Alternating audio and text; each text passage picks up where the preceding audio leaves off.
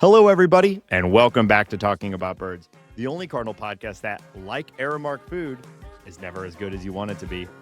My name is Nate Heininger, and I am joined by my co-host, Finn Samora. What is up, Nate H?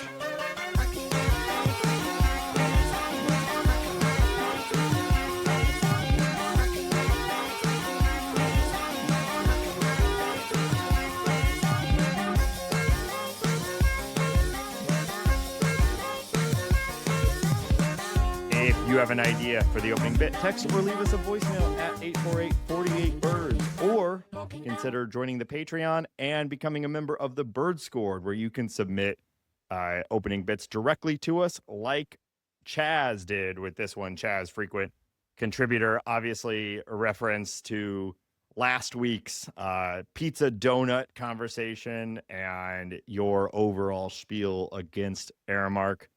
Hambone, it's been a week since your I'd say on the ground reporting that you did around the pizza donut. Between then and now, how many pizza donuts have you consumed? I've been to a baseball game since we last chatted, Nathan. I have a huge hole in my heart right now. Yeah. From the pizza donut, and then also like a metaphorical hole. I think you have a clog in your heart now from the pizza donut, maybe not a hole. You are what you eat, right? And I ate a donut, now I have a hole in my heart. Yeah, that makes sense. But if I eat a donut whole, it'll come back. I don't think they should be called donut holes. Say more about that. I really feel like that's the point. But when you buy a little guy, a little circle and they're called donut holes. Yeah. It's more like, you know how they make them, right? Yeah, they punch out the middle of a donut. Yeah. Roll it up. Yeah. Oh, it's the donut hole. I don't think you should be able to buy I don't think you can you this is all going to sound horrible. Can you acquire a hole, like it's a negative space. Yeah. Well, obviously you can make a hole. Yeah. I bought, actually, inspired by you, I bought a cat door. Okay. So I bought a hole to put into a door in my house so the cats can come and go as they please. Is it kitty shaped like mine? No, it's actually, it's got like a little handle on it and a window. It looks like a little front door to a house. Cute. You can even lock it if you need, why would you ever need to lock a cat? Does it have its own Amazon Ring doorbell on the front of it? No, it doesn't, but maybe I'll install them one. I want to watch those poops, make sure everyone's healthy. All right, well, you've convinced me, and frankly, it was a stupid point to bring up in the first place. You can buy a hole. Hambone, before we get into our serious content, I want to let everyone know this weekend is the Cardinals 5K, and I will be participating in it. So maybe I'll see some of you out there. If you're out there, would be cool to say hello. I'll be, sweating and looking gross. So come and say hi. It's a fun activity. Do it every year. Are you doing the Rockies 5K this year? Signed up for the Rockies 5K this year. Show up this time? That was once. I did it last year, my friend. But that is the plan. I'm running a lot right now. I got a halfie coming up here soon. I'm in a running mode right now. So yeah, I'm excited for the Rockies and to hang out with Dinger and drink an ice cold Coors Banquet at about 9 a.m. Nothing beats it. Yeah, I'm looking forward to it this weekend as well. Of course, it was last year where Fred Bird roasted Brandon in front of hundreds of other Cardinal fans, which was really a highlight of I think my life, frankly. Wow. My Brandon being roasted by Fred Bird was great. Yeah. So I don't think I'll ever come back from that, but it's a good event, and it's fun to walk around on the field and pretend like you're robbing dingers and things like that. Yeah. That's fun. We like that, don't we? Wow. Speaking of fun, you have a big trip coming up. The millennial Mecca is occurring once again. Hambone, have you all your looks in order for this weekend's Coachella? Yeah, I guess I have all my looks in order. I'm an old festival goer, so that means I am wearing running shoes and athletic clothing and lots of sunscreen. But yeah, I'm very excited. We are leaving tonight. Wow. Is there a particular set that you are excited to see? Many sets. The Strokes. Great. I've never seen the Strokes. They've been one of my favorite bands since I was like in. Wait, you still grade have school. never? I knew you had. I thought you saw them. You've never seen them still? I've been lucky enough to see damn near every band that I love. Yeah. And for whatever reason, the Strokes have avoided me for 20 plus years. So they are playing, which I'm very excited about. 9 Inch Nails, another band I've never seen, that I'm very excited to see. David Byrne and Devo. I've been lucky enough to see them, but I'll see them 100 times. Yeah, there's my little sister's going this year, so we're gonna go definitely see the Justin Bieber set, Wow. which I aimed can't at wait aimed at little sisters around the globe. yeah, be the old man there, which will be great. Geese is a band that I've been listening to quite a bit. Yes. I'm really excited to see Geese. Do you remember the Rapture, Nate? I've never seen the Rapture. Love their records back like late high school, early college. Yeah, for sure. Really excited to see them. Yeah, there's a bunch of music. Dijon, the XX. There's Interpol, another band that I love that I've never seen before. Oh, you've never seen Interpol? Yeah. Yeah. St. Louis's own Sexy Red is going to be there. God. You got to make that set. Black Flag, which is an old punk band that he's 71. I was just reading the other day. So probably the last time to see Black Flag, if you ever want to see Black Flag. Was it Henry Rollins, right? He's going to have a heart attack on stage at some point. Henry Rollins is Fugazi, I thought. Wait, am I getting that wrong? But he is not the Black Flag guy. I know that.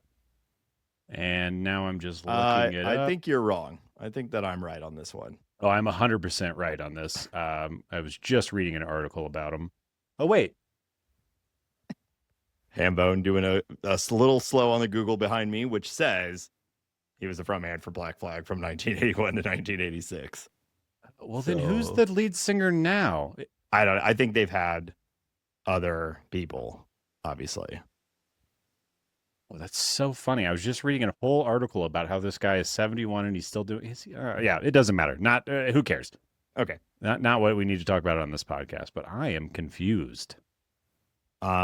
Which is your natural state, so I'm sure you're feeling quite comfortable right now. I mean, some would say easily confused. He's harmed himself in his confusion. I'm excited for you to see the Strokes. Also a band that's been very, very important to me. Fortunate enough, I saw them on both their Is This It and Room on Fire tours back in the day, but I've not seen them live in like 15 years, probably. The guitarist is Greg Ginn is the only original member. So maybe I don't care about this. I was the article that I was reading, I thought, anyways, excited to see the Strokes for sure. Yeah, they're clearly one of those zombie bands that is like continuing to just go, even though it's almost essentially a whole new band at this point. Yeah, which we've talked a little bit about on this show. I think it's Foreigner is just 100% replaced at this point, and they're just touring around as Foreigner. Which, what makes a band at this point? I respect the hustle and the thirst for money. We all respect that, Hambone. It's the American way, of course. Yeah. But yeah, very excited. Kind of go out, turn into a little monster in the desert for a handful of days and shorten my lifespan. It's a good time. Wow. Well, we'll look forward to hearing more about it next week. And how your fun in the sun went. Look out for all the celebrities. Any hot celebs you're hoping to peek at while you're there? Oh, I love who's my favorite celeb? I saw Justin Trudeau was there last weekend. Also my favorite celeb. I'm hoping he's there next weekend. And his girlfriend, who's currently not under any problematic situations at all, Katy Perry. He's looking good. Tweeting about the Hungary elections from Yeah. Coachella. Dog the always on Bounty job. Hunter might be there. Yeah, one we of my love that favorite guy. celebs. Guy Fieri. Prince Harry, which is the prince that lives in the United States? I think it's Harry. I'm a huge Royals guy, so I would just assume you were hoping for Prince Andrew. that's I think he's been deprinced, my friend. Yeah, is it deprinced? Yeah, That's what I'm calling it. Okay. Well, that makes him probably easier to hang out with. A thing that you want to do, I'm saying. That is what I want to do. Me and him will both not sweat in the desert. All right. Should we talk about the Cardinals? Anything else? Well, how can we start with anything but what we've started basically every episode since the season has started with, which is a continued conversation of the utter dominance that is Jordan Walker. I mean, I don't even know what to say at this point. What do we talk about? He's leading the league in home runs. He's playing stellar defense. He's running. He's just doing everything at what we thought was peak Jordan Walker that maybe we would someday see in his late 20s or something like that. He has suddenly flipped a switch and is looking like the best player in baseball. What are you feeling about this, Brandon? Weird. I got a hot take on him from Brandon I'm going to bring up, but Ben, what are you feeling about? He's the best player in baseball right now. He is the leading position players in F4. He is leading everyone in home runs. His BABIP, his exit velocity, his launch angle, everything StatCasty is backing up everything that he is doing. He has somehow raised his walk rate, lowered his strikeout, and by far increased his power outage all at the same time. Now, it should be said that we talked about this a couple of weeks ago. Any baseball player can do anything over 60 plate appearances, and Jordan Walker is at 70 right now. So, it is what it is. I think I said last week he's going to hit 30 home runs. Over this past, since we last chatted, he really took a bite out of that apple. That's going to be a lot easier now that he's sitting at 8 with essentially 9/10 of the season remaining. There's a lot of baseball to be played. I think we just got to take it for what it is. It's a massive improvement. Obviously, the league is going to adjust to him. But I do think that he has the inherent traits, which is elite bat speed, elite exit velocity, and the fact that he's fixed the launch angle issue. I think he is just going to run into a good number of home runs. We've seen his ability to take it the other way. I think that's going to help his batting average. I do not think that he is going to be the best player in baseball all season. I don't think he's going to carry a 328 average all season. I think he'll have some weeks of a lot of strikeouts and stuff like that. But I do think that we are seeing real changes that are sticky types of changes. Not to mention, as you said, the base running and the defensive work, which he just looks like a completely different player. There's a history of MLB players with long levers like Jordan Walker taking a little bit longer to come into their own. It really feels like, I'm not saying he is Randy Johnson or Aaron Judge, but guys who are 6'5" plus, there is a history of those guys taking a little longer to develop, and then they figure it out. I think there's a lot of things going on. I think he's out of his head. I've noticed a couple of players in post-game interviews talking about how it's nice that everybody's the same age and they're all pulling for each other and they're playing the same way. I think there's some clubhouse stuff going on. I think that he's been more receptive to coaching. I mean, I think there's so many things that could have changed and seem like they have changed. And it seems like they're all kind of convalescing around this improved player. One other thing I want to say as I'm ranting right now is that we talked about how he was struggling against right-handed pitchers. Not struggling, but it was an 88 WRC plus. He has more than doubled that since last time we chatted.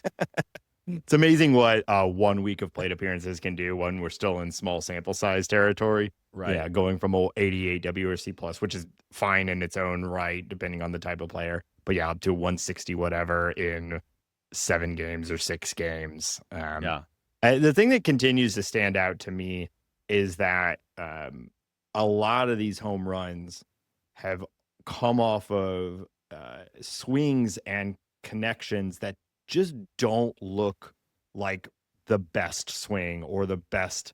They don't look like barreled in the way you would think a 440-foot home run would have to be. They don't look like the where the pitch landed and where he swung at it would go that far. And they just continue to leave the ballpark because he's so damn strong and swings so hard. I mean, some of these inside fastballs he's turning on, he's been getting them up and away and hitting it 440 feet. I mean, it's like if he's making contact, which he's doing at an incredible rate right now, it's just going very, very far. And I think that bodes well to the longevity of it because it proves he doesn't have to have a perfect swing, a perfect connection, like the perfect mechanics to do damage. He just really needs to connect on in a better way than he had been before.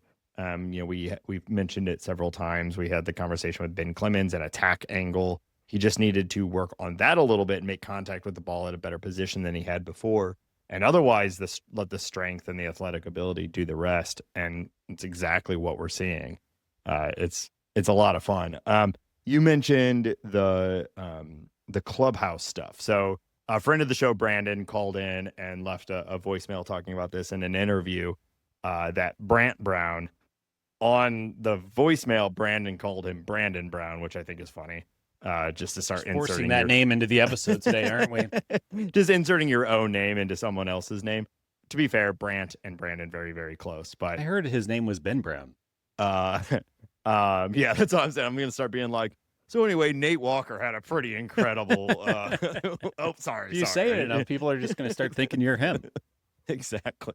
So something that Brant Brown has talked about and that we've seen reflected in the players too is this real desire to let the team be themselves, to approach the way they want to approach, to feel comfortable in the box and to stop overthinking everything. And I think Jordan Walker, and that's what they're talking about, so not saying this is like our own idea, but that is also reflected by exactly what Jordan Walker keeps saying in his own interviews. I'm just out here, I'm stopped thinking about the mechanics. I've stopped thinking about all of the little tweaks, everyone, and I'm just going up there and swinging, and it's obviously working.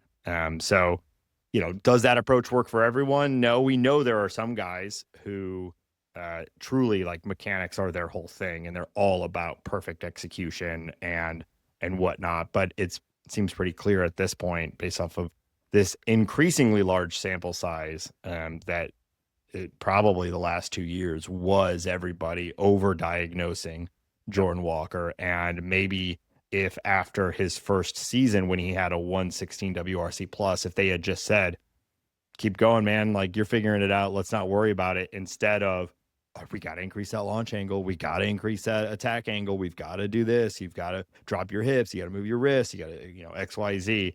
If they had just said, hey, you're 20, you're in the big leagues, we're going to let you fly, maybe we would have been in a different position.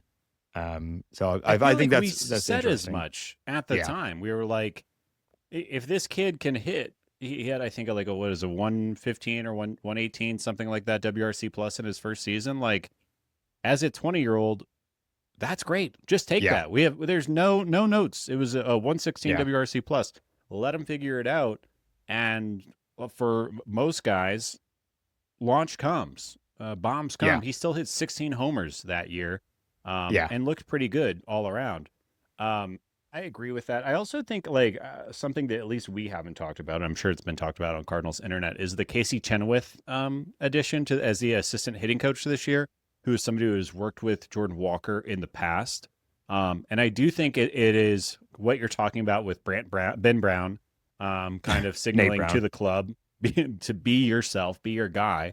There's also this hitting coach that Jordan Walker had worked with in the minors that at least gave him a level of feeling comfortable, who is now with the big league club and is working with Walker on a daily basis, and they are vibing, and Walker is happy. And I think, it all of these things, some changes were made. We're more comfortable.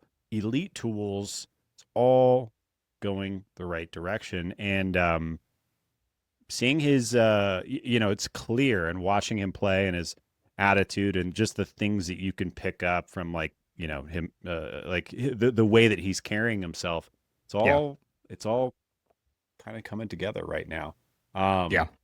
And I think if there's ever a time to be boneheadedly optimistic about Jordan Walker, it's like you see a guy with this kind of power and this kind of plate approach. You're not talking about 30 home runs a year. You're talking about 50 home runs a year. You're talking about a guy who he is as toolsy as anybody in baseball. The sky's the limit, and it's really just like, can he play his game, not strike out too much, and stay healthy? Yeah. Well, I'm cautious to flip from 1 month ago, us being, we kind of think he should be in AAA, back to 50 home runs, baby, because I think that was part of the problem. But obviously, I think what you're saying is we had never really seen that elite potential at the major league level, even when he was good in 2023 in his rookie year. It was like, okay, he's being a successful Major League Baseball player, but he doesn't look like an elite star. Right now we see like, oh, okay, like this, it's in there. He can do this for at least 60, 70 plate appearances. So you do start to recalculate what is that high end, what is that extreme 99th percentile outcome, the Aaron Judge of it all sort of thing, which is a lot of fun. I don't want to pour water on it, but I just like, there's going to be a period soon probably where he strikes out like 13 times in 18 at bats. And we just need to recognize that he's probably somewhere in between the 116 from his rookie season and what is he right now? A total WRC plus? So he is completely erased. He was negative 1.2 F4 last year. He is at positive 1.3. He has deleted 111 games of horrible baseball in 17 games. Yeah, it's wild. And you certainly can start to dream on like 50 home runs or whatever.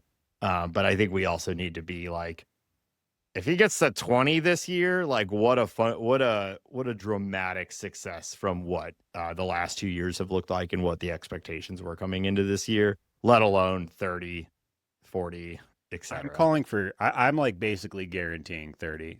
And the reason I feel so confident in that, I think other things will fall off. Like he won't carry a 350 BABIP and stuff like that going forward. Other things will fall off, but I just think like the underlying the bat swing metrics, the attack angle, everything, like if he just keeps doing that, he's going to hit 30 bombs. I think there's also something to say about like even if let's just say we live in a world where Jordan Walker hits 40 bombs this year. We live in a world where Jordan Walker hits 40 bombs this year. We've said that. Right. Like Jordan Walker, the team is in a current state.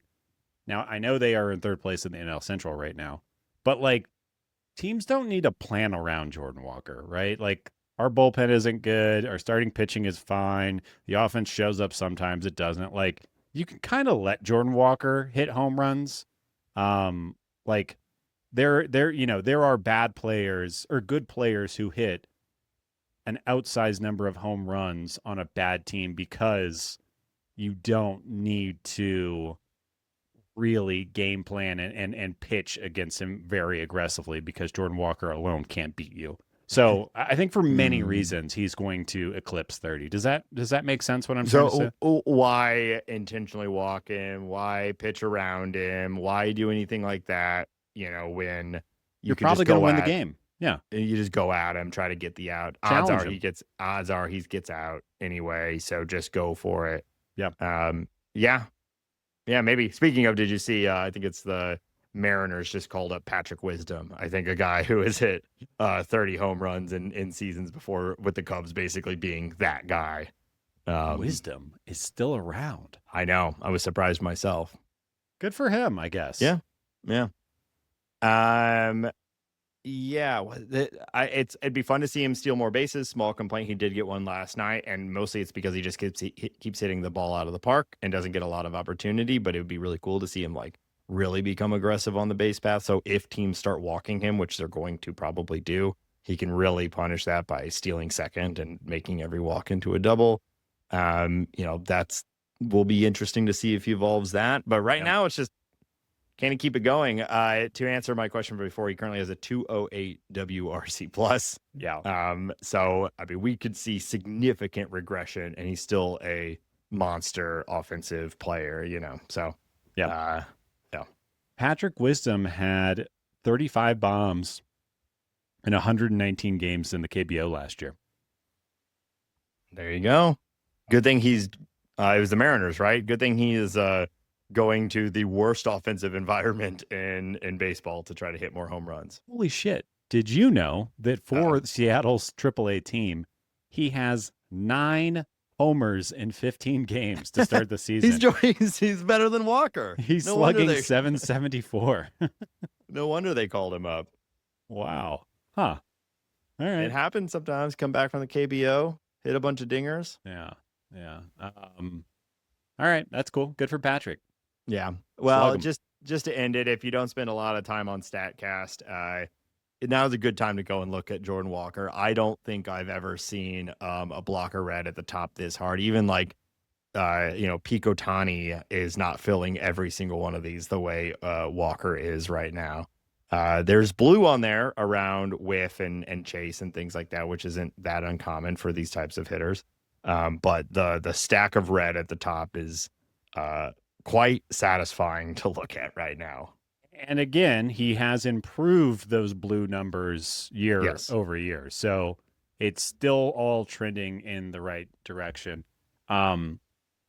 He keeps laying off that slider. He keeps laying off that low and outside pitch. So I'm feeling hopeful and optimistic. And my goodness, how much like a Jordan Walker breakout, that really, we're talking about maybe we'll be competitive in 2027. Maybe it's coming. Jordan Walker turning into what we think he might be able to or capable of would really tick that clock forward. Yeah, suddenly having a 300 hitter with 30 plus bombs, is a pretty fundamental change to the lineup. And frankly, it's like the offense is looking kind of good right now for the Cardinals. It's not looking bad, I guess I would say overall. It's being lifted quite heavily by Jordan Walker right now. There's really no one else on the team that is like carrying like he is. He is the best player in baseball right now. Yeah. He is better than Aaron Judge, Shohei Ohtani, Bobby Witt Jr, all of them. He's better than everybody right now. So yeah, this is don't get used to this. This is what I'm trying to say. Yeah. But let's keep the good vibes rolling. It might not feel like good vibes right now, but I think we're all feeling pretty optimistic about Iván Herrera right now. I know you did a little digging on the data. What do you want to talk about? Yeah, Ivan has had a weird start to the season. We know that he didn't get like a full normal spring training, so some people are blaming that. But what I think is interesting is that Ivan already has 15 walks on the season. He is tied for second in baseball. He has also been smashing the ball. He has over a 50% hard hit rate right now. So when pitchers are coming in and pitching to him, he is smashing the shit out of the ball. His expected stats are all well over what his actual stats are right now. For example, his real WOBA is 310. His expected is 392. That's 80-point difference right there. Yeah, that's huge. If you're not familiar, anything around a 400 WOBA is like all-star level, near elite, if not elite, depending on what exactly the 400 is composed of. So if you're anywhere near that from an expected, that means your approach, your process is near elite. Right. Just whether your results are or not is the whim of baseball. Well, and I think the only real problem is that he has about a 4 launch angle right now. Yeah. So, for his career, it's double that, if not a little more than that. So I think that this is just him kind of coming online this season. He's still hitting the ball really well. He's showing a better eye than he's ever shown in professional baseball.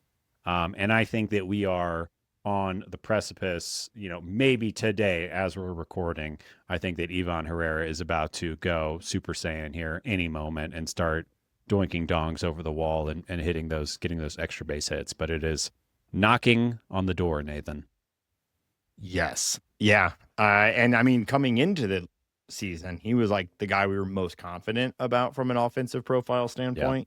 Obviously slow start, but man, if he starts getting back into his the expected stats are turning into expected results, as well as what Walker is doing, you can start to see the profile of what the Cardinals as a legitimate competitive offense starts to look like. Yeah, I mean, we've talked about this. Like right-handed power hitters are the most valuable thing in MLB, and we're talking about having a couple of them who are young, controlled, here for a while, and are both kind of coming into their own, maybe at the same time. Yeah. Yeah, I'm enjoying that. Hey, me too. Yep. We also got to throw out, because it happened last night, JJ Wetherholt first multi-home run game. Wow. Yeah. Some bombs too. Key piece of the comeback win against the Guardians, which have a good bullpen typically, and it was fun. So, again, like that top half of the lineup. Let's not talk about the bottom half right now, but that top half of the lineup, like, looking pretty good if things come together. And then it's do they come together at the right time? Together, does it sync up, etc. But that's you can't really control that as much. It's just but JJ, Iván, Jordan, and Burley's in there too. Yeah. It's looking. I looking have potent. been so pleasantly surprised by everything about JJ's game. Yeah. Like every aspect of it. The double home runs, both off lefties, was amazing. One pull side, one backside. Like what rookie in the first 3 weeks of baseball is going lefty backside home run late in the game as a second baseman? Like what? Like it's just, he is very, very impressive. His home run earlier this year was an 0-2, a little off the play, or a real in on him. Like he has just been something to watch. Something I wanted to talk about, since we're bringing up JJ right now, is the defense. Yeah. I think we talked 100 times about how the bat's going to play. Just let the kid, get used to the bigs and everything like that. The defense is shocking. Defensive metrics are weird and tricky and squishy, but it's all we have to talk about right now because we only have so little. We have 17 games of baseball. JJ's rating is one of the best defenders in MLB. StatCast loves this range and outs above average.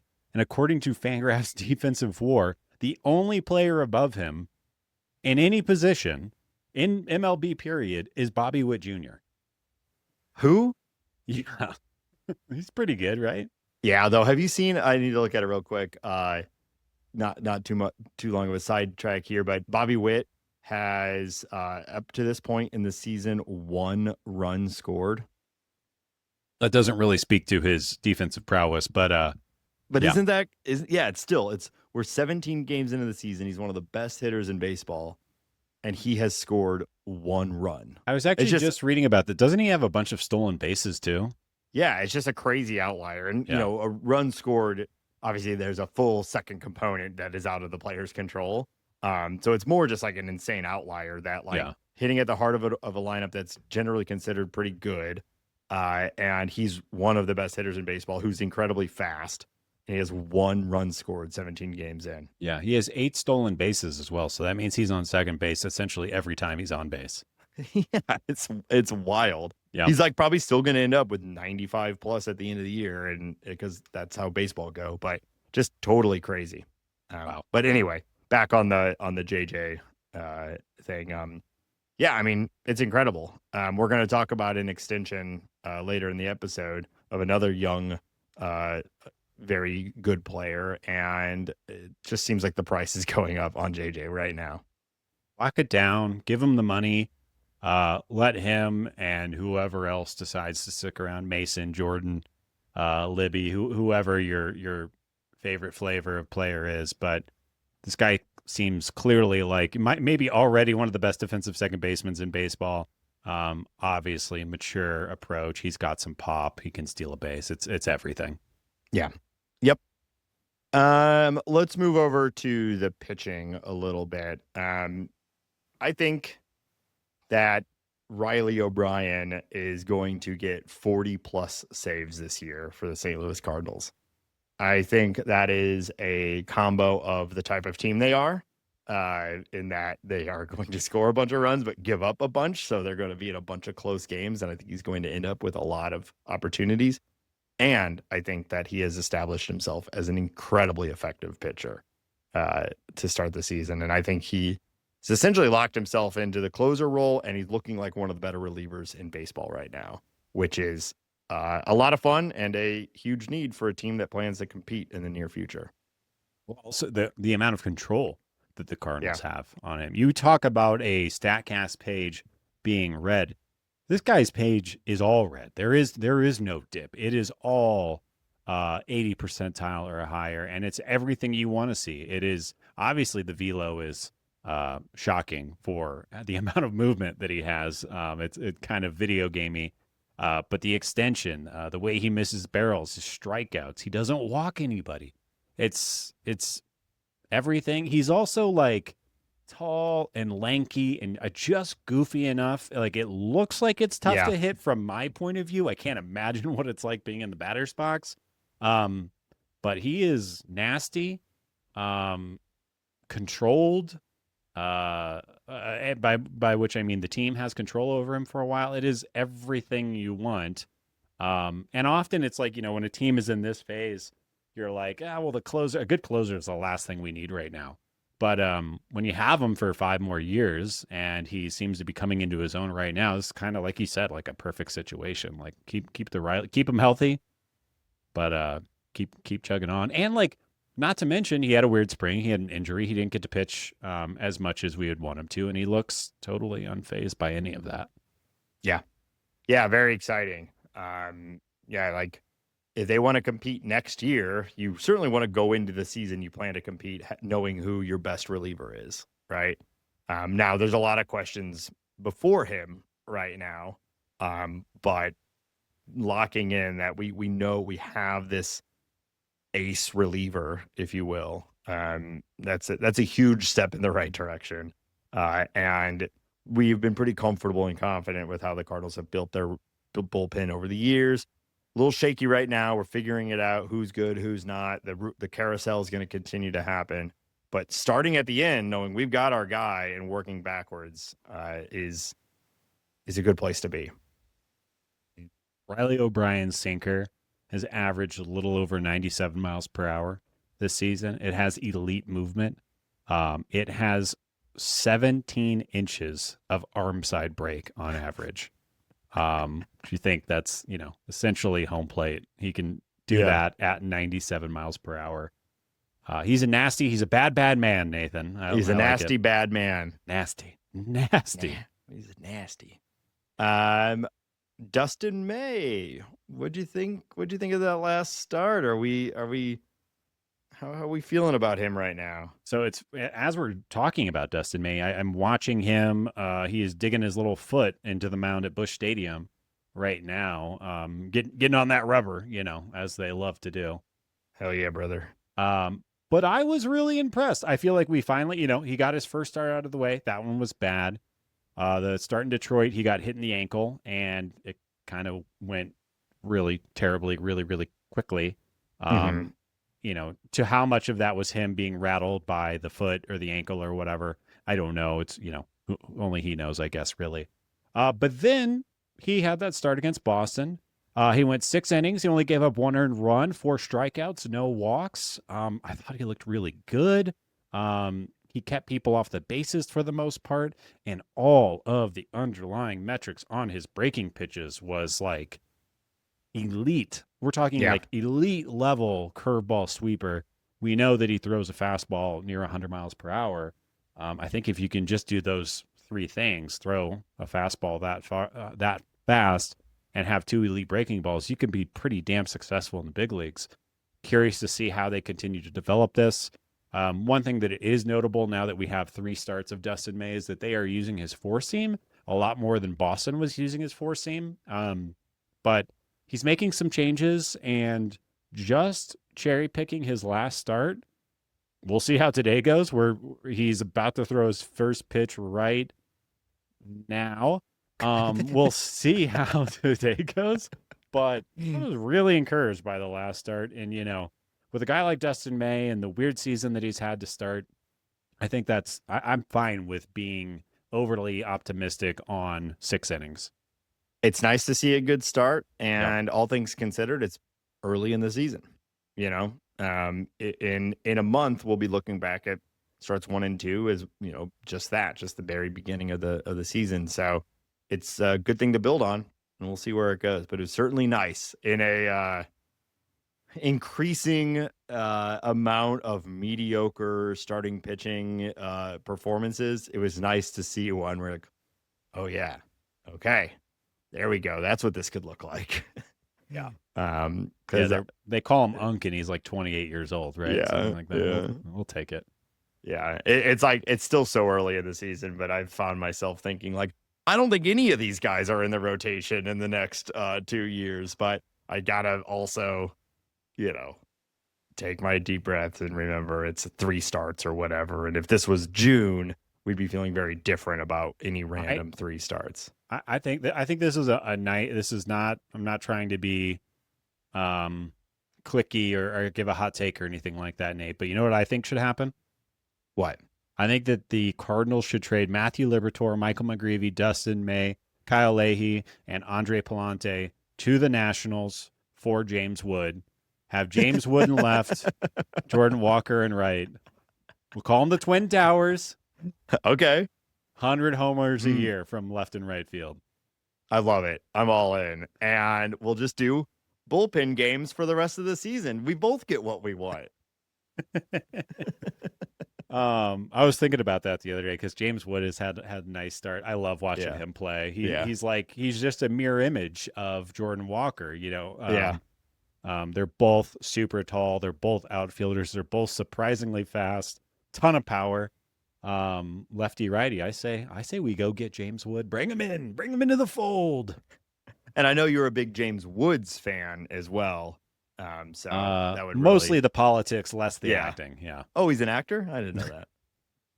And a contributor to Family Guy, at least back in the early 2000s.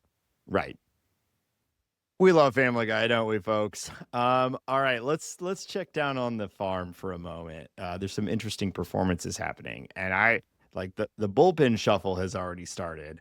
Yeah, I'm wondering when the lineup shuffle starts to happen. So we've got a mark here. Jimmy Crooks, we talked about him last week. He's already been at the major league level. He has for a long time been considered likely the catcher of the future for the Cardinals. He looked pretty rough at the offensively in his cup of coffee. But down at the minors, he is right now absolutely crushing it. And look, I like Pages. We all like Pages. He seems like a good dude. But with Iván Herrera catching 2 games, I think he's been catching McGreevy and Palante. Yeah. Seemingly pretty comfortable and confident there. I think I'm about ready for the Crooks era to begin again. And I don't know what we do with Pages. He is a major league level catcher. But I think I'd like to see the offensive upside of Jimmy Crooks back at the majors pretty soon. I think the problem is nothing to do with Pages. It's just that he is not the future of this club. And Jimmy Crooks very much could be. We don't know yet. Could be. But I think you look at what Pages has done the last 2 years. Obviously, it's easy to extrapolate that on what he's done this year, which he's currently rocking the 65 WRC plus. He might be a little bit better than that. But he is a vibes guy and a good defensive catcher, and that is a perfect backup catcher. That is an ideal backup catcher. For my money. And I think Jimmy Crooks, like you said, he's slugging away. He doesn't wear batting gloves, which is also a good thing. We love that, don't we? We know that he's a good defender. And we know that he knows the guys. Like, obviously, he was in spring training for a while. He had a cup of coffee last year. Like, I think that he could come up and take over. But I would love to see Jimmy Crooks bumped up, and at some point here, soonish, him bumped up, made your everyday catcher. Pages goes to the backup role, the vibes role, the game planning role, whatever you want to call it. Just hanging out with Yachty on the bench every day. And doing somersaults. I know Joel Pozo just had a really nice game-winning hit, but you got to bounce him out. It just doesn't make any sense. Just like you said last week, got to say no to Pozo. Did I say that? Yeah. Okay, that's pretty good. That's maybe a T-shirt. We'll talk about this off pod.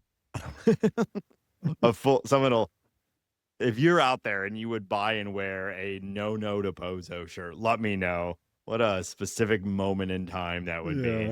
But we could do that. We did briefly have the John Mozeliak's face on a shirt that just said snake under it for a little while, and someone out there bought one, I think. So that's just good TV right there. Yeah. So, but I do think it's time. I think that he's hitting, and I would rather throw these ABs at somebody who I think might be here next year, than somebody who is just keeping the chair warm. Yeah, I agree. That's been my argument from day one, that if the person on the roster is not someone that we're trying out for a long-term role, then what are they doing here? It's the same argument I had against Ramon Urias, who's been fine. Like, to give him credit for him, like, no problem with him specifically. It's him as a type of player on the team. It is Pages. Pozo, I guess maybe at a time you were arguing, let's see what he is. Maybe he's a long-term piece, but that ship has probably sailed. So I think part of it is probably just it's only 17 games in. Let's give a little bit more time, more plate appearances to make these decisions. And I imagine they might want to see Jimmy Crooks excel at the minor league level for longer before making that choice. But I do think it's coming up. It's catcher's different than all the other positions too. It's like, there's like a ramp up, and maybe they're ramping him up without our knowledge, or maybe somebody's reported on that and I've missed it, of like getting him like in the major league system so that once he does come up, it's seamless and he can just start right away and not piss off any of the pitchers or anything like that. But I think I get why people like Joel Pozo. I'm not sure he's a Major League Baseball player. Yeah. Well, down at the farm also, Blaze Jordan is having a pretty hot start, and he was a third baseman at one time. Can he still play? Can he still play third? Can he still play third? I will tell you, as a St. Louis Cardinal, this season he has 6 starts down in AAA as a third baseman. Hasn't made an error yet, Nate. Okay. He has been hit the ball 14 times. So that's he has been hit. Now you're just putting your name into the middle of sentences randomly. He has been hit the ball 14 times. Trying to read numbers while talking. I think he also had Nate 4 home runs or something like that a couple days ago. He's got Nate 4 home runs. Yeah. He's got a 359 BNBIP. BNBIP. But he's got a 177 WRC plus. He's doinking dongs left and right. He's playing a little bit of third. He's playing a little bit of first. He's playing a little bit of DH. He's a lefty slugger. He is not really walked, but he's not striking out a ton either. I do wonder, just because of his age, because of the fact that the Cardinals obviously sought him out, brought him in. I would not be surprised if the Blaze Jordan call up is sooner than later because of a bunch of those other factors. Not even necessarily because he is dominating right now, but because of the shape of player and the age and everything like that. Yeah, at some point you decide, is this like he had to clear waivers in spring. He was up for potential Rule 5 acquisition and no one grabbed him. But if he's crushing at the minors, that won't happen again. At some point, you do have to decide, like, is he a long-term piece of this organization? If so, we need to make a fundamental choice here. Otherwise, like, let him go and go somewhere else where he has a shot. So I think with what we're seeing right now at third base also, it may be sooner rather than later, and see if they can ride the hot streak and see if it transfers over to the major leagues. Yeah, I wonder what you do with Gormy in that situation. I Like, you know. probably don't send him down. Do you pinch hit him, hope he gets hot? Do you DH him a little bit when Iván is behind the dish?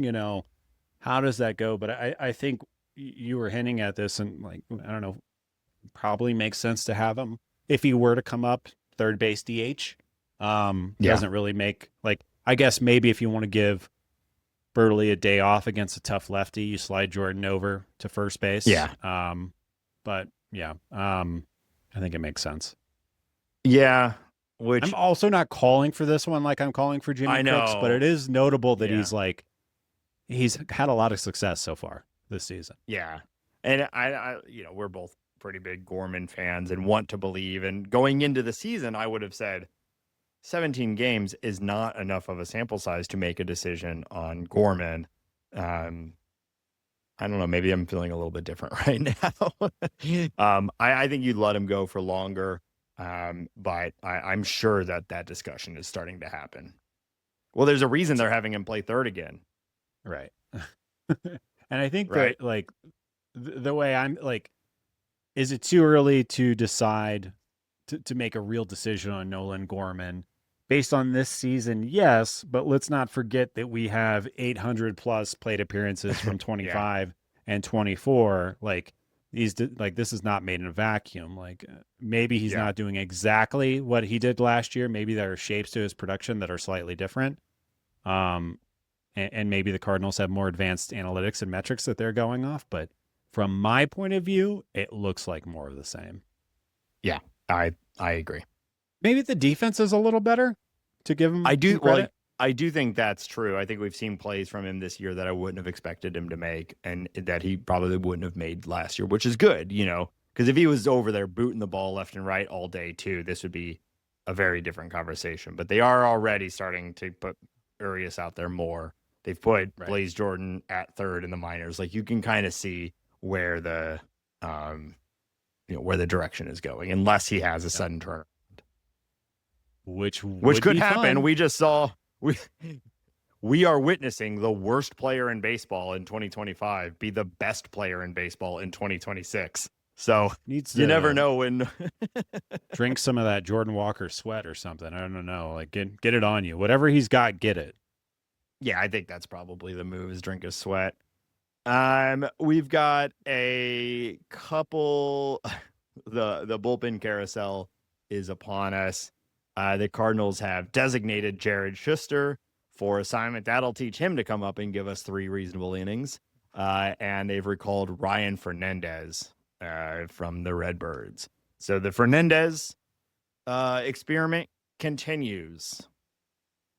He had good numbers and he had good numbers in a very short amount of time in AAA. We've seen him be very good over the length of a season. I like it. Yeah, and this was always going to happen. Schuster, like, this is just how bullpens are managed. You come up, you give 3 innings. They need some people more short term, so swap them out. It's all pretty normal. Fernandez at times has looked like the future closer of the Cardinals for the long term, and at times has not been able to be a major league pitcher. So maybe this is the time where it sticks. Would be nice. Great. Yeah. Yep. And Matt Pushard has started a rehab assignment. You directly accused the St. Louis Cardinals of roster manipulation with his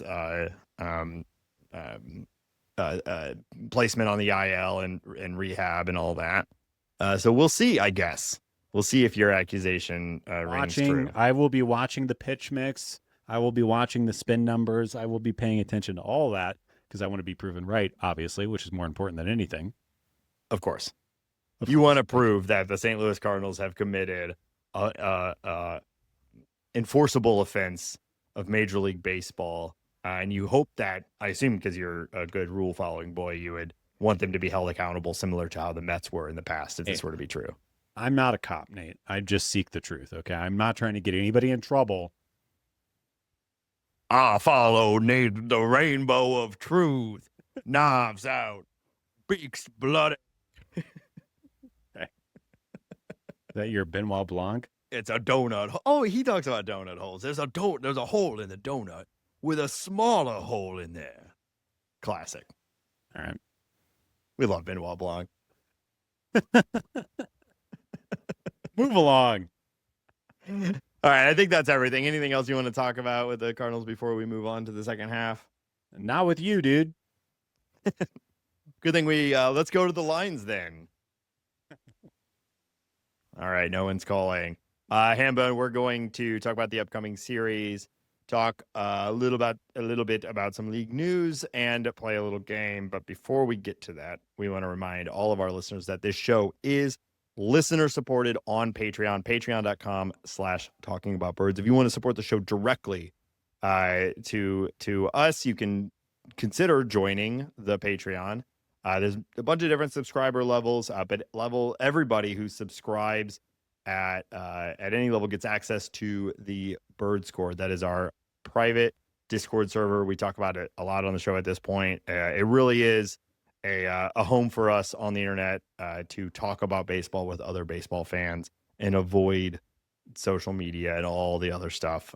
So check it out. We're breaking news there. We're doing game day chats. We're doing all sorts of fun stuff in there. And I recommend you join patreon.com/talkingaboutbirds. We also appreciate anyone who leaves us a message or leaves us a review on their favorite podcast platform. That really does help us, as does telling your friends and family. You're talking about Jordan Walker with your buddies? Be like, hey, I learned about attack angle from Talking About Birds. It's a really stupid show, but every once in a while they have a good guest on who says something smart. So I recommend that you listen. Just get our names in your mouth. Maybe when you're pitching it, don't start with the stupidity of the show. I feel like you have to at least. Yeah, I guess I feel like maybe you got to warn a little bit, but right, it's pretty clear within the first few minutes generally. Fair enough. Hambone, where else can people find us online? Yeah, you can find us on the socials. We have a Blue Sky, Instagram, and a TikTok. You can watch this episode on YouTube if you prefer to watch us. You can find all of the information about the podcast and T-shirts and more at talkingaboutbirds.com. Of course, you can email us directly to talkaboutbirds@gmail.com, and you can call us and leave a voicemail or send us a text message to 848-48-BIRDS. That's 848-482-4737. 848-48-BIRDS. All right, Hambone, the Cardinals will be going to Houston for 3 games. Houston, a consistently good team, has had a brutal start to the season. What are you seeing in this upcoming series? Yeah, it is interesting. Are we seeing just a kind of a cluster of bad luck, or is this team on the way out? The pitching has been terrible, Nate. Just terrible so far. They've also been quite injured. They have 1, 2, 3, 4, 5, 6, 7, 8, 9, 10, 11, 12 guys on the IL right now. Yeah. Hunter Brown is on the IL. Tatsuya Imai just went on the IL. Christian Javier just went on the IL. Josh Hader has been on the IL. Jeremy Pena just went on the IL. The team is battered and bruised, and it's hard to be an effective baseball team with all of those people gone. What is worth mentioning is that Yordan Alvarez is that guy. Yes. He is healthy. He is only 28 years old. And the least surprising bounce back of all time, Yordan Alvarez is absolutely crushing the ball. Would be one of the stories offensively in the league if it wasn't for Jordan Walker right now. Right. So right now it looks like the Astros, their pitching is broken and their hitting is good. Cam Smith is also breaking out. They still have Jose Altuve, Carlos Correa. He's in and out, but he's been hitting the ball well when he's playing. So they have a good offense. They lost like 9 games in a row, I think it was, which was the first time that had happened for them in like over 15 years or something like that. But I think that is, frankly, I think it's outlier, and it's a mix of their pitchers being hurt, because I think like they're only 7-11, so it's not like they're that far down, and that offense can beat anyone. So when we look at our matchup, like a little worried. This looks like a series primed to be like a 9-8, 7-6 sort of thing. Yeah. I'll also say it looks like Jose Altuve is really benefiting from the ABS system, which is interesting. He is getting like a lot of calls going his way, and I think we're seeing a lot of changes, but it's been interesting. Little revitalization in his age 36 season. He's almost 36. Yeah. As far as the pitching matchups, it looks like on Friday it's going to be Jason Alexander, not that Jason Alexander, Nate. Against Kyle Leahy. Be my latex salesman. Saturday is Cody Bolton, who I've never heard of, against Andre Palante. And then Sunday it's Mike Burrows against Matthew Liberatore. From a pitching standpoint, I'll take us in most of those matchups. But like you said, their offense is legit. Yeah. Mike Burrows was supposed to be pretty good. He's had a pretty rough start to the season. He got destroyed the other night. Yeah. It was not a great game for Burrows. Yeah. I'm expecting a high scoring series here on both sides. After that, the Cardinals will go to Miami. Always an interesting team to play. Hambo, what do you expect to see from this Miami series? Yeah, Miami is such a weird team that I don't really know how to wrap my brain around. I guess I'll start with the part that I do understand, and that's that they have pretty good pitching. The Cardinals are going to face Max Meyer against Michael McGreevy, Chris Paddock and Dustin May, and Jason Junk versus Kyle Leahy. I think Jason Junk is kind of taking a little bit of a step forward. He's breaking out a little bit. Yeah, there's been a lot of talk about Junk. Great baseball name. Especially for a pitcher. I mean, classic. Max Meyer has been long touted as a guy who's got a high ceiling. Cardinals are luckily missing Alcantara and Yuri Perez, so that makes life a little bit easier when you go down to Miami. On the offensive side, like they got a lot. Like Agustin Ramirez is probably a thumper. I think he's probably a good hitter. But everybody else, Jacob Marcy, Xavier Edwards. I think Xavier Edwards is a good player. I don't know if he's an excellent offensive player. Owen Casey, Connor Norby, like these are all huge question marks to me. I don't really feel super confident about anybody on their team other than I think Xavier Edwards is a good player, all-around player, and Agustin is probably a good player too. Otto Lopez is having a pretty good start to the season. And he's a guy who's flashed some good underlying metrics at times. So we'll see. Good defender too. Yeah. So he might be breaking out a little bit for them. But yeah, Liam Hicks has had a crazy start to the season. Is it real or not? Hard to say. It's already started tapering off a little bit, but he came out of the gates hitting the ball harder than he's ever hit it.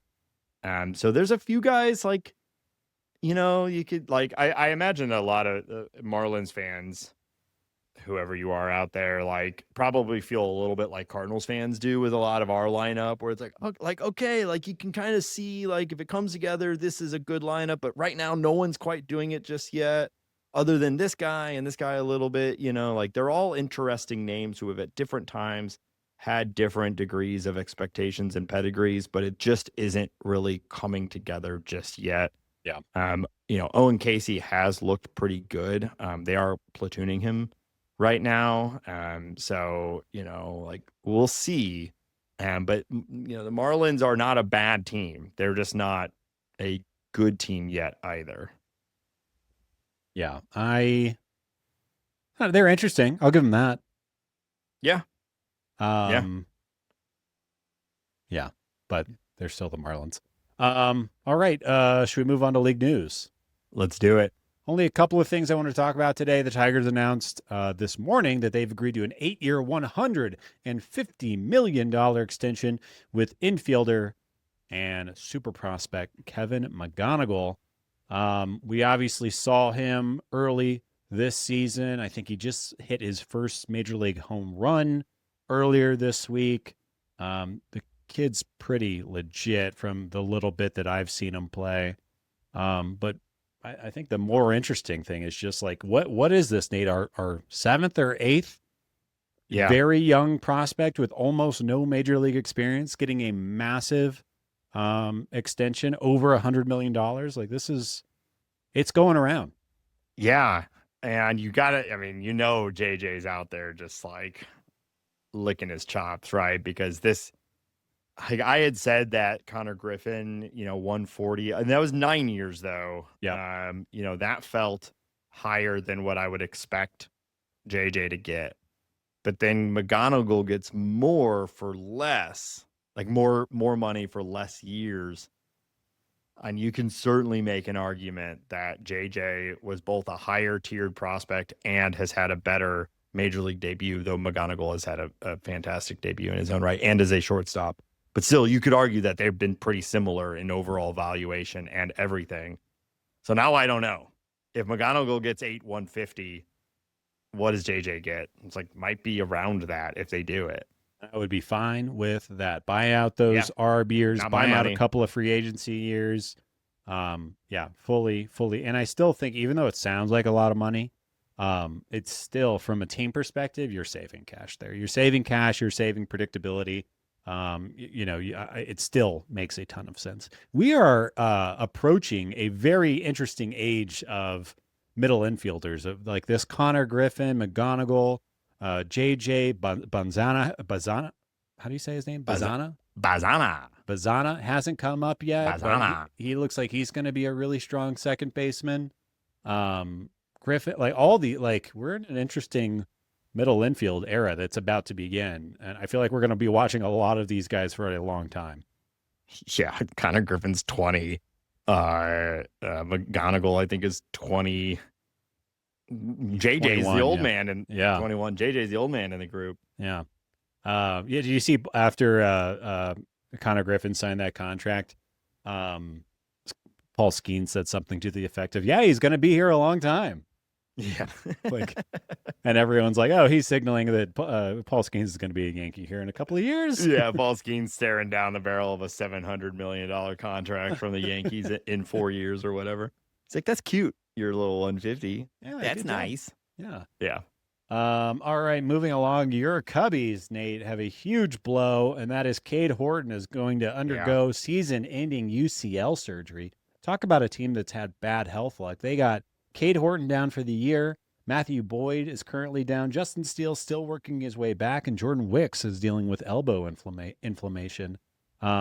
Huge blow to the Cubbies. They've had a weird start to the year so far. They're in last place in the Central, although all the teams are divided by 2 games. It's not the end of the world.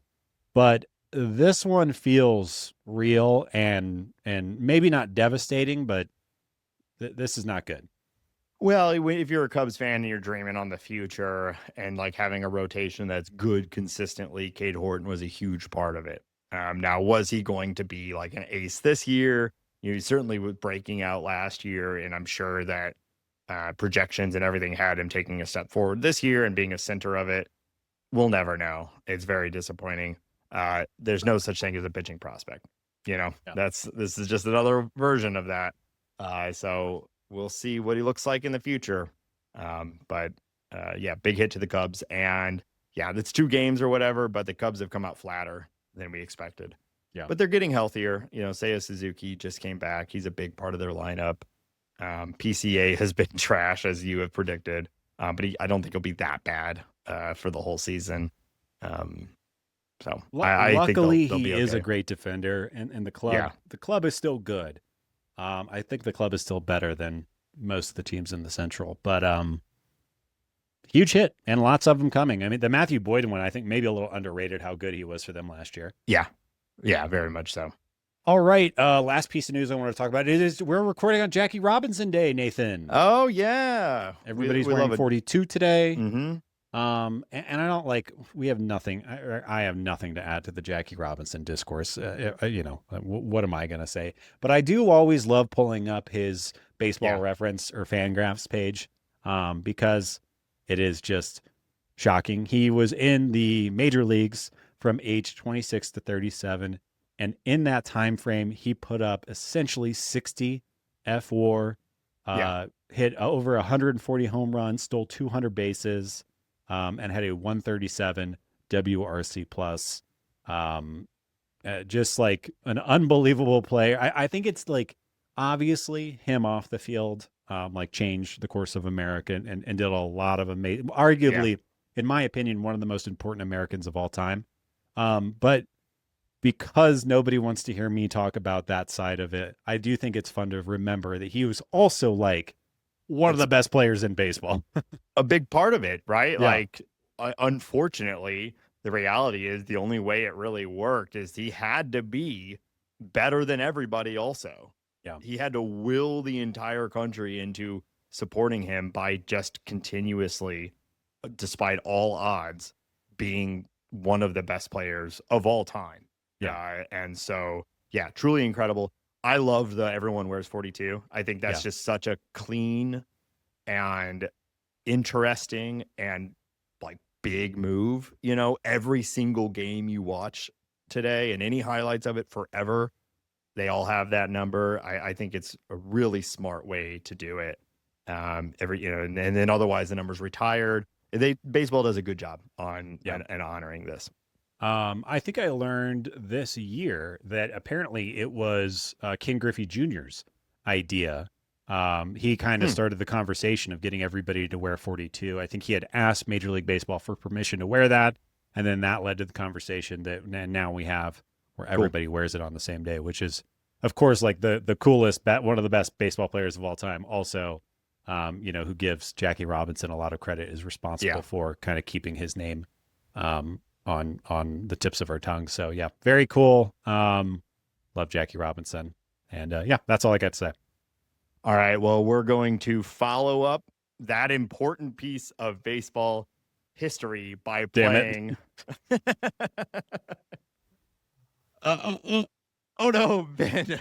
Ben, don't look behind you. You're looking particularly seal-like today. There's a big fin poking out in the waters behind you. Ben, get up on your surfboard. No, do you hear that? Ah, yes, Ben, it's the card shark. Oh no. I'm wearing a gray sweatshirt. I do look quite seal-like today. It's hard to argue that. It's hungry. Yeah. But fortunately, I have what we know will satiate the card shark. I have with me a fresh pack of 2026 Series 1 Topps baseball cards. And we're going to satiate the card shark by seeing how well you can remember these players and tell us what position they are and what team they play for. So I'm just getting this freshy pack here, and I'm going to say the name of the player, and you are going to tell me their position and what team they play for. Okay. I can do this. We'll start with the shiny one, Elly De La Cruz. Ooh. Shortstop for your Cincinnati Reds. Look at that. I haven't checked in on Elly yet this year. Is he having a good start to the year? Yeah, he's having a pretty good start. I think still striking out a lot, but he's looking pretty good. It's sort of just watching him play. This is a fun next one. Oneil Cruz. Oh, man, I was just thinking about Oneil Cruz, and he is having a really nice start to the season, but I don't buy it, Nate. I was looking under the hood, and I want him to be good. I know. I mean, he like another one where if it wasn't for Jordan Walker, everyone would be talking about Oneil Cruz. Yeah. He's doing everything right now. But yeah, it's crazy. The swing and miss metrics all look basically identical to his near collapse of last year. So I think it's just that approach works and then it doesn't, you know. But he is a center fielder and I guess a shortstop for your Pittsburgh Pirates. There you go, Oneil Cruz. Okay. Bradley Rodriguez.